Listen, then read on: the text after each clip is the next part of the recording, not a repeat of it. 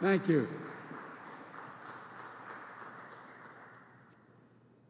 Gov, Mike asked me, and say to Bobby, my good friend, he asked me back there, he said, "Do you ever get nervous?"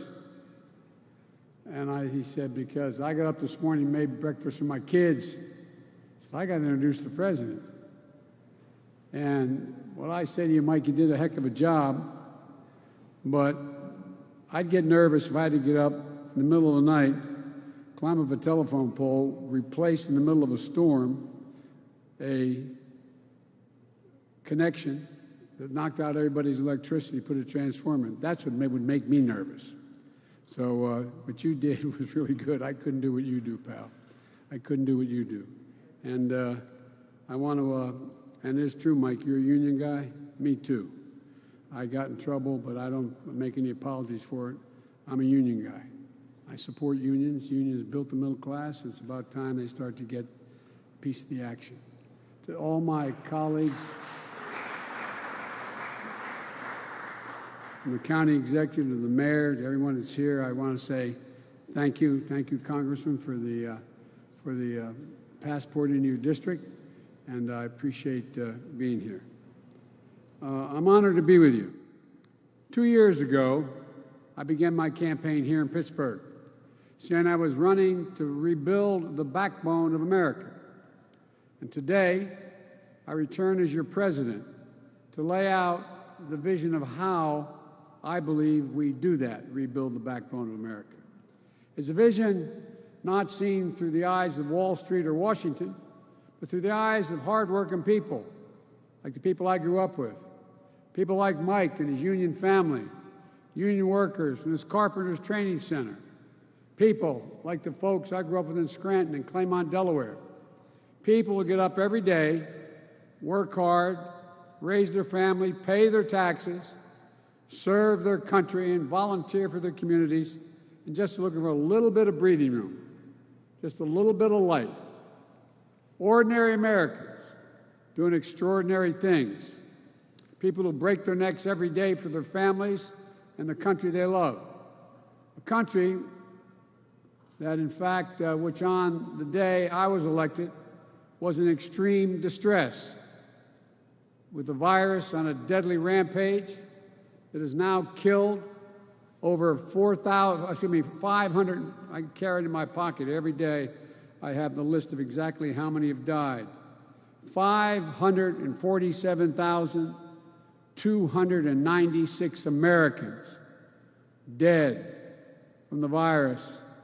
More than all the people killed in World War I, World War II, the Vietnam War, 9/11.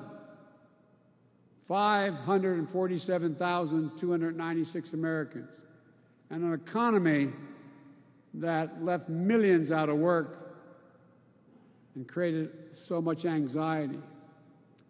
That's why I moved so quickly to pass the American Rescue Plan with the help of my friends here in the Congress. I really mean that. It didn't pass by a whole lot, but with the leadership of Connor and Bobby and the Mayor, just, you got it done. Because it was an emergency. We needed to act to save jobs, to save businesses, to save lives. And that's what we did. We're beginning to see the results. We're on our way to having given 200 million vaccination shots in the first 100 days of my presidency. When I said I'd get 100 million done, people thought it was a significant exaggeration. We're going to get 200 million done, twice the original goal, because of all the help of all of you. Leading economists are now predicting our economy will grow 6% this year. That's a rate we haven't seen in years and years. We can cut child poverty in half this year. With the American Rescue Plan, we're meeting immediate emergencies. Now it's time to rebuild. Even before the crisis we're now facing, those at the very top in America were doing very well, which is fine. They were doing great. but everyone else was falling behind. The pandemic only made the division so much worse and more obvious. Millions of Americans lost their jobs last year, while the wealthiest 1% of Americans saw their net worth increase by $4 trillion. Just goes to show you how distorted and unfair our economy has become. It wasn't always this way. Well, it's time to change that. I note parenthetically that I got criticized for giving tax breaks to middle class and poor folks this last time. I didn't hear that cry, you and cry, when we were doing the same thing. When Trump's tax bill passed, 83% of the money went to the top 1%. You know, this is not to target those who've made it, not to seek retribution. This is about opening opportunities for everybody else. And here's the truth. We all will do better when we all do well. It's time to build our economy from the bottom up and from the middle out, not the top down. That hadn't worked very well. For the economy overall, it hadn't worked. Because Wall Street didn't build this country. You, great middle class, built this country. And unions built the middle class. And it's time, and this time, when we rebuild the middle class, we're going to bring everybody along. Regardless of your background, your color, your religion, no matter, everybody gets to come along. So today, I'm proposing a plan for the nation that rewards work, not just rewards wealth. It builds a fair economy that gives everybody a chance to succeed. And it's going to create the strongest, most resilient, innovative economy in the world. It's not a plan that tinkers around the edges. It's a once-in-a-generation investment in America, unlike anything we've seen or done since we built the interstate highway system and the space race decades ago. In fact, it's the largest American jobs investment since World War II. It will create millions of jobs, good-paying jobs. It will grow the economy, make us more competitive around the world, promote our national security interest, and put us in a position to win the global competition with China in the upcoming years. It's big, yes. It's bold, yes. And we can get it done. It has two parts: the American Jobs Plan and the American Families Plan. Both are essential to our economic future. In a few weeks, I'll talk about the American Family Plan, but today, I want to talk about the American Jobs Plan. I'll begin with the heart of the plan. It modernizes transportation infrastructure, our roads, our bridges, our airports. I just left your airport. The director of the airport said we're about to renovate the airport. Is that right, Mr. County Executive? We're going to innovate. We're going to employ thousands of people. And she looked at me and said, I can't thank you enough for this plan. It grows the economy in key ways. It puts people to work to repair and upgrade that we badly need. It makes it easier and more efficient to move goods, to get to work, and to make us more competitive around the world. Some of you local officials know when someone wants to come in the area and a company wants to invest, what do they ask? Where's the first rail bed? How can I get to the railroad? What access to the interstate do I have? What's the water like?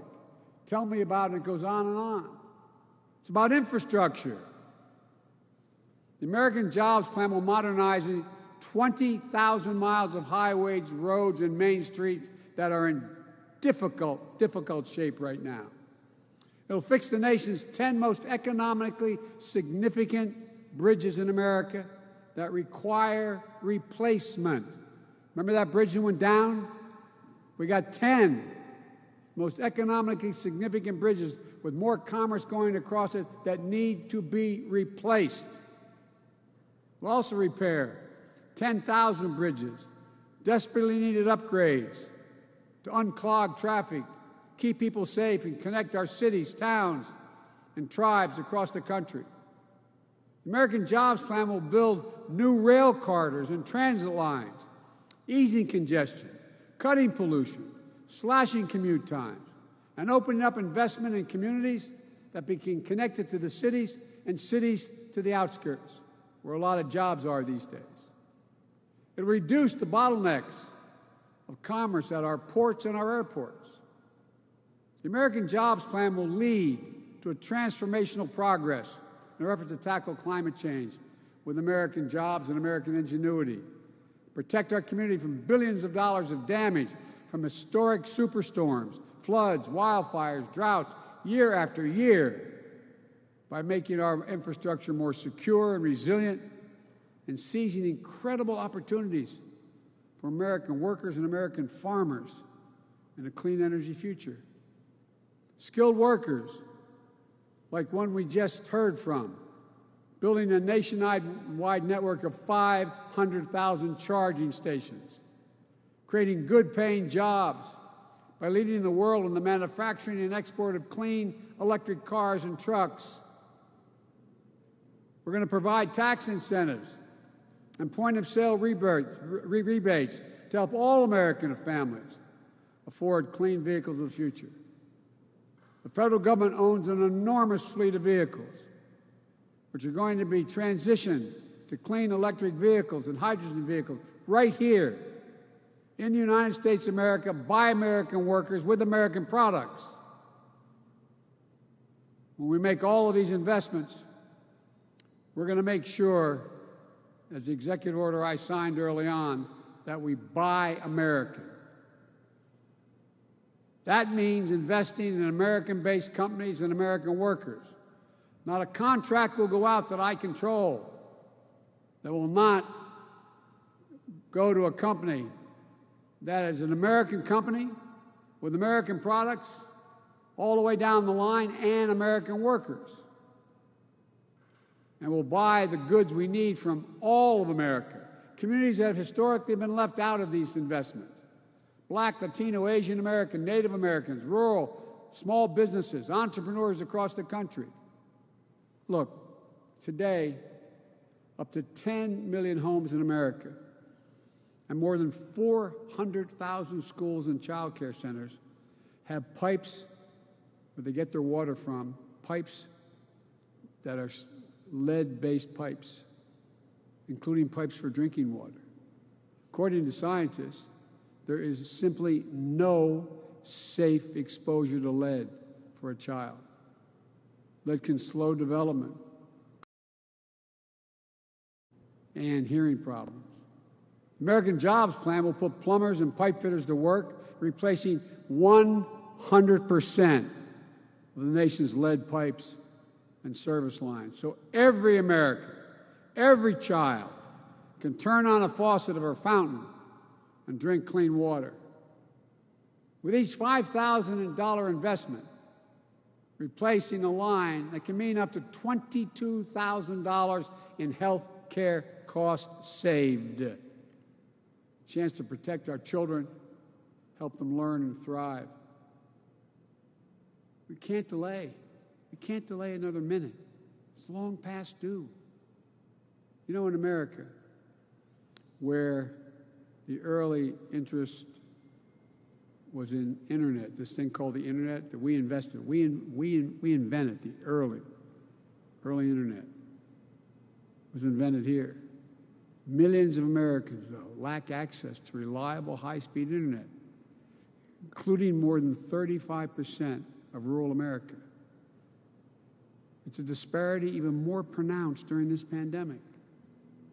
American jobs will make sure every single American has access to high-quality, affordable, high-speed internet for businesses, for schools. And when I say affordable, I mean it. Americans pay too much for internet service. We're going to drive down the price for families who have service now and make it easier for families who don't have affordable service to be able to get it now.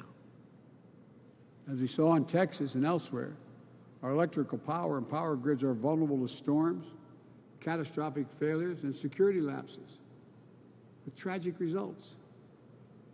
My American Jobs Plan will put hundreds of thousands of people to work,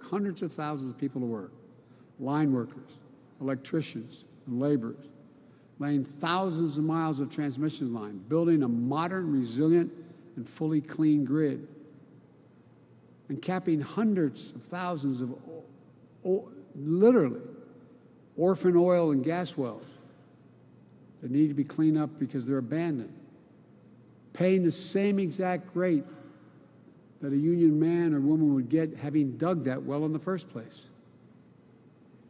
We'll build, upgrade, and weatherize affordable, energy-efficient housing, commercial buildings for millions of Americans. Even before the pandemic, millions of working families faced enormous financial and personal strain trying to raise their kids and care for their parents at the same time, the so-called sandwich generation, or family members with disability. You got a child at home, you can't stay home from work to take care of that child unless you lose, the child's at risk, or you lose your job, or you have an elderly parent you're taking care of. And seniors and people with disabilities living independently feel that strain as well, but we know if they can remain independently living, they live longer. American Jobs Plan is going to help in big ways. It's going to extend access to quality, affordable home community-based care. Think of expanded vital services like programs for seniors. Or think of home care workers going into homes of seniors and people with disabilities, cooking meals, helping them get around their homes, and helping them be able to live more independently. For too long, caregivers who are disproportionately women and women of color and immigrants. This plan, along with the American Families Plan, changes that with better wages, benefits, and opportunities for millions of people who will be able to get to work in an economy that works for them. You know, decades ago, the United States government used to spend 2% of its GDP, its gross domestic product, on research and development. Today, we spend less than 1%. I think it's 0.7%. Here's why that matters. We're one of only a few major economies in the world whose public investment in research and development as a share of GDP has declined constantly over the last 25 years. And we've fallen back. The rest of the world is closing in and closing in fast. We can't allow this to continue. American Jobs Plan is the biggest increase in our federal non-defense research and development spending on record. It's going to boost America's innovative edge in markets where global leadership is up for grabs. Markets like battery technology, biotechnology, computer chips, clean energy, the competition with China in particular. Critics say we shouldn't spend this money. They ask, what do we get out of it? Well, they said the same thing when we first flew into space for the first time. They said the same thing. Well, pushing the frontiers led to big benefits back home. When NASA created Apollo's digital flight control system, unheard of at the time, it led to technologies that help us today to drive our cars and fly our planes. When NASA invented ways to keep food safe for the astronauts, it led to programs that have been used for decades to keep food safe in supermarkets. At least 2,000 products and services have been developed and commercialized as a result of American space exploration. GPS has helped us find each other. Computer chips allow us to see and talk to one another, even separated by mountains and oceans, singing happy birthday and watching the first steps of that new baby grandchild, comforting each other when comfort is needed. Think about what it means to you and your loved ones. We just have to imagine again. I had a long discussion with Xi Jinping, leader of China, and he called to congratulate me. We spent 2 hours on the phone. And he said, and I was astonished, my national security team and the China experts who were on the line, he said, you've always said, Mr. President, that you can define America in one word: possibilities. That's who we are. In America, anything's possible. Like what we did with vaccines a decade ago, that laid the foundation for COVID-19 vaccines we have today. Like we did when the interstate highway system that transformed the way we traveled, lived, worked, and developed. Americans could visit relatives anywhere in the country with just a family station wagon. Business here in Pittsburgh could load up a truck, get a product to Portland or Phoenix. To this day, about a quarter of all the miles Americans drive each year on one of those very original highways. Imagine what we can do, what's within our reach if we modernize those highways. You and your family could travel coast to coast without a single tank of gas on board a high-speed train.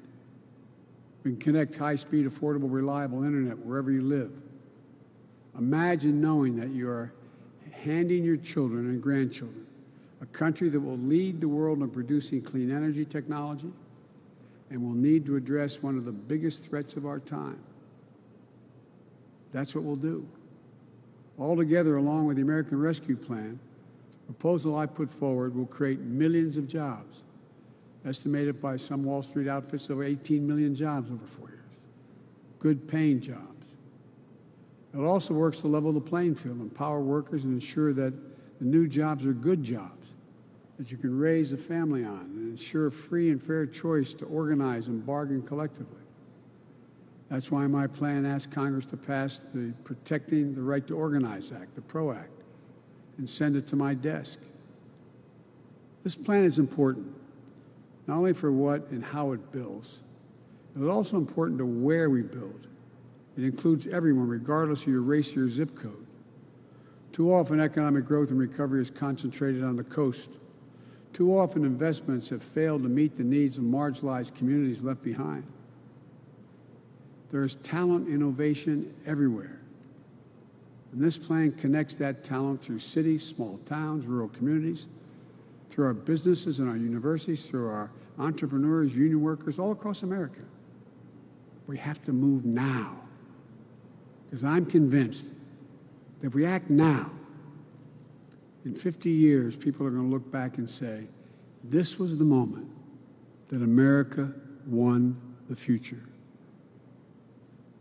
What I'm proposing is a one-time capital investment of roughly $2 trillion in America's future, spread largely over 8 years. It will generate historic job growth, historic economic growth, help businesses to compete internationally, create more revenue as well. They are among the highest value investments we can make in the nation, investing in our infrastructure. But put another way, failing to make these investments adds to our debt and effectively puts our children at a disadvantage relative to our competitors. That's what crumbling infrastructure does. And our infrastructure is crumbling. We rank 13th in the world.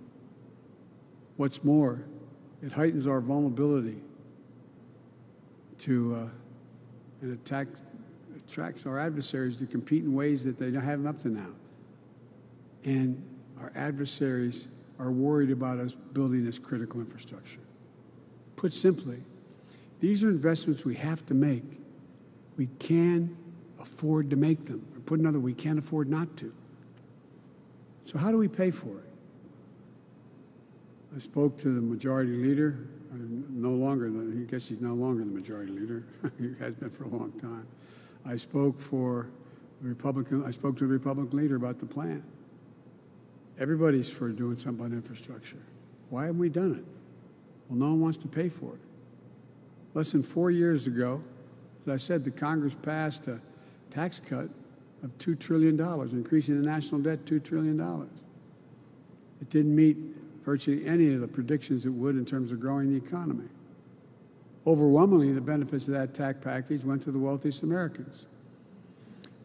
It even included new investments that would profit by shifting profits and jobs overseas if you're a corporation.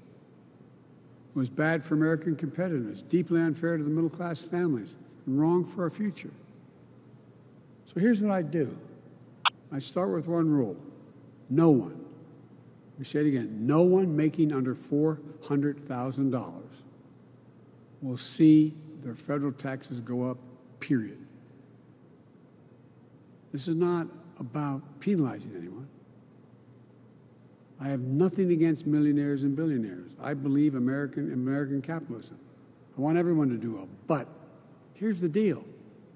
Right now, a middle-class couple, a firefighter and a teacher, with 2 kids making a combined salary of, say, $110,000, $120,000 a year, pays 22 cents for each additional dollar they earn in federal income tax.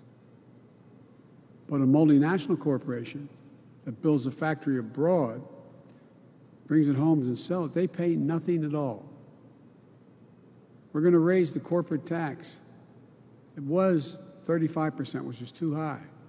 We all agreed 5 years ago it should go down to 28%, but they reduced it to 21%. We're going to raise it back to up to 28%.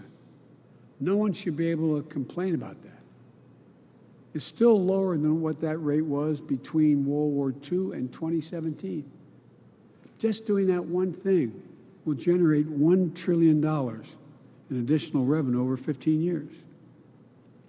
In 2019, an independent analysis found that there are 91, let me say it again, 91 Fortune 500 companies, biggest companies in the world, including Amazon, that use various loopholes so they pay not a single solitary penny in federal income tax. I don't want to punish them. That's just wrong. That's just wrong.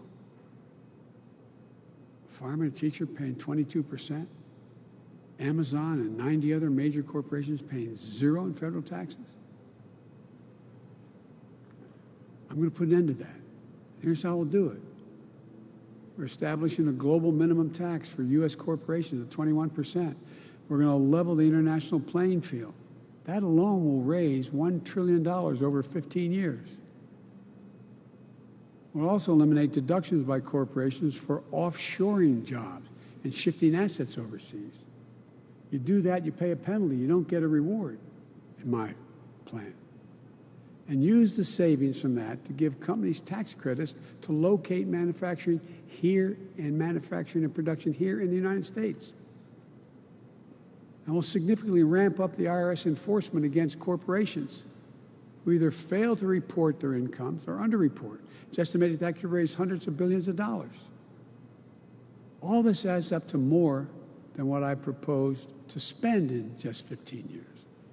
It's honest, it's fiscally responsible, and by the way, as the experts will tell you, it reduces the debt, the federal debt over the long haul.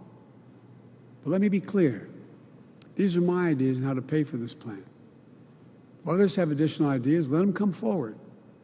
I'm open to other ideas so long as they do not impose any tax increase on people making less than $400,000. Let me close with this.